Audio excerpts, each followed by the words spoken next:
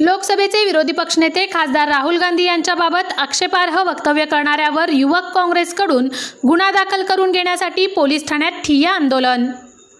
सोलापूर शहर युवक काँग्रेसच्या वतीने काँग्रेसचे नेते तथा लोकसभेचे विरोधी पक्षनेते खासदार राहुल गांधी यांच्यावर आक्षेपार्ह वक्तव्य करणारे केंद्रीय मंत्री रवनीत सिंग बिट्टू, खासदार अनिल बोंडे, आमदार संजय गायकवाड आणि दिल्लीचे माजी आमदार तरविंदर सिंग मारवा यांच्यावर गुन्हा दाखल करण्याच्या मागणीसाठी फौजदार चौडी पोलीस ठाण्यात युवक काँग्रेसचे शहराध्यक्ष गणेश डोंगरे यांच्या नेतृत्वाखाली ठिय्या आंदोलन करण्यात आले।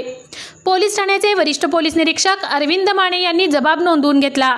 यावेळी सोलापूर शहर युवक काँग्रेसचे अध्यक्ष गणेश डोंगरे, विनोद भोसले, श्रीकांत वाडेकर, सोशल मीडिया प्रमुख तिरुपती परकीपंडला, महेश लोंढे, प्रवक्ते दाऊद नदाफ, शरद गुमटे, महेंद्र शिंदे, धीरज खंदारे, सुशील कुमार मेत्रे, विवेक कन्ना, राजेंद्र शिरकुल, आकाश जांभळे, अजिंक्य पाटील, श्रीनिवास परकीपंडला, सुनील सारंगी, उमेर बेनोशिरूर, चंद्रकांत नाईक, श्रीनिवास परकीपंडला, अजय जाधव, अक्षय दिल्लीवाले, शाहू सलगर, यासिन शेख, सूरज शिंदे, युवराज दोडमणी, सूरज कांबळे यांच्यासह आदी पदाधिकारी उपस्थित होते।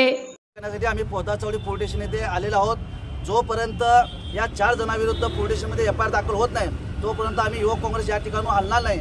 आपल्याला माहीत असेल केंद्रीय रवनीत सिंग बिट्टू यांनी असं म्हटलं आहे की राहुल गांधीने की देश का बडा आतंकी असं राहुल गांधीला त्यांनी वक्तव्य केलं आहे। तसेच आपले महाराष्ट्राचे खासदार अनिल बोंडे यांनी राहुल गांधी यांचे जिभेला चटके दिले पाहिजे असंही त्यांनी वक्तव्य केलं आहे। शिवसेने गटाचे आमदार संजय गायकवाड यांनी राहुल गांधी जीभ जो कोणी छाटून आणेल त्यांना 11 लाखाचं बक्षीस देतो असे त्यांनी म्हटलेले आहे। आणि दिल्लीचे माजी आमदार तरविंदर सिंग मारवा यांनी ज्या पद्धतीने इंदिरा गांधींना मारलं गेलं त्याच पद्धतीने आम्ही राहुल गांधींना सुद्धा मारू असे बेताल वक्तव्य करत आहेत। परंतु देशाचे पंतप्रधान नरेंद्र मोदी, महाराष्ट्राचे मुख्यमंत्री एकनाथ शिंदे हे गप्प आहेत। त्यामुळे आम्ही युवक काँग्रेसच्या वतीने माननीय खासदार प्रणिती शिंदे यांच्या मार्गदर्शनाखाली जोपर्यंत या 4 जणांविरुद्ध गुन्हा दाखल होत नाही तोपर्यंत या ठिय्या आंदोलनाला आम्ही थांबणार नाहीत। जोपर्यंत आणि हे एफआयआर दाखल झाले नाही तर पुढचे आंदोलन आम्ही दिवसभरामध्ये वेगवेगळ्या ठिकाणी करणार आहोत।